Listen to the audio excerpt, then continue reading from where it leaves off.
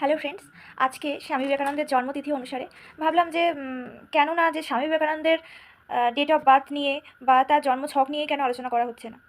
তাই আজকে নিয়ে চলে আসলাম স্বামী বিবেকানন্দের ডেট অফ বার্থ এবং তার জন্ম ডেট অফ বার্থ সাপেক্ষে তার যে জন্মছকটা বেরোচ্ছে সেই জন্মছক নিয়ে আলোচনা করব যে তার গ্রহের কী অবস্থান রয়েছে আর সেই কারণে তার কী কী জীবনে এসছে এবং সেগুলো এসছে গ্রহের কী কী সঞ্চারের কারণে সেটাই আলোচনা করব। তো প্রথমে লগ্ন, ওনার লগ্নে কোন লগ্নে জন্ম হয়েছে না ধনু লগ্নে। ধনু লগ্নে জন্ম, আর রাশি হলো কন্যা রাশি, দেবগণ অতিগণ্ড যোগে জন্ম, আর হস্তা নক্ষত্রে জন্ম। আর এখানে কিন্তু প্রথমেই বলে দেই, চন্দ্র এবং শনি একসাথেই কিন্তু এখানে রয়েছে, যেটা কিন্তু একটা সাধক যোগও তৈরি করে। আর আর লগ্নে সূর্য বসে আছে, এবং কোন লগ্নের মধ্যে সূর্য? বন্ধু গ্রহ, বন্ধু রাশি। তো আমরা আগে প্রথমেই জানি যে বন্ধু রাশিতে যখনই কোনো প্ল্যানেট বসবে সে কিন্তু তার 100 গুণ ফলটা কিন্তু সে দিতে পারে।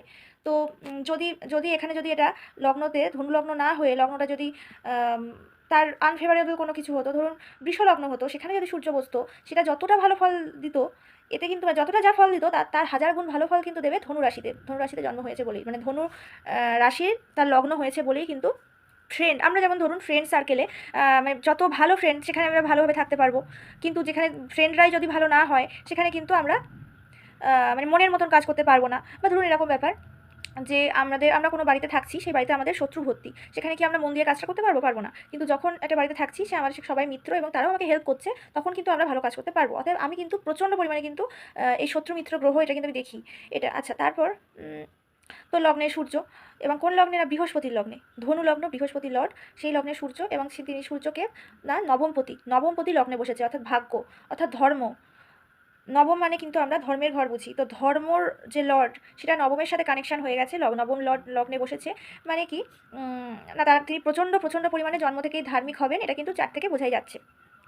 সাথে তার পিতাও খুব নাম করা একজন হবেন, সেটাও বোঝা যাচ্ছে। বা তার যে প্রেজেন্সটা, অ্যাপিয়ারেন্সটা যে একটা আকর্ষণীয় হবে, বা তিনি যে এসেছেন একজন মানে বিশেষ কেউ, সবার মাঝে কিন্তু সবাই চিনবে তাকে। কোনো জায়গায় যদি তিনি দাঁড়ান, সবাই কিন্তু তার দিকে একবার দেখবে অবশ্যই, অন্যদের দিকে দেখুক না দেখুক, কারণ তার মধ্যে সূর্যের এনার্জি প্রচুর রয়েছে।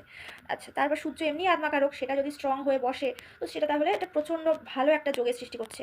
এবং নবমপতি লগ্নে বসছে, স্ট্রং যোগ, 1 নম্বর হলো। এবার লগ্নপতি একাদশে গেছে, মানে প্রাপ্তি যোগে গেছে, প্রাপ্তি হবে। কিন্তু এখানে কি প্রাপ্তি হয়েছে? জ্ঞান প্রাপ্তি হয়েছে, কারণ লগ্নপতি বৃহস্পতি। বৃহস্পতি যেহেতু গেছেন 11th হাউসে, প্রচণ্ড পরিমাণে তার জ্ঞান প্রাপ্তি, প্রচণ্ড জ্ঞানী মানুষ তিনি ছিলেন।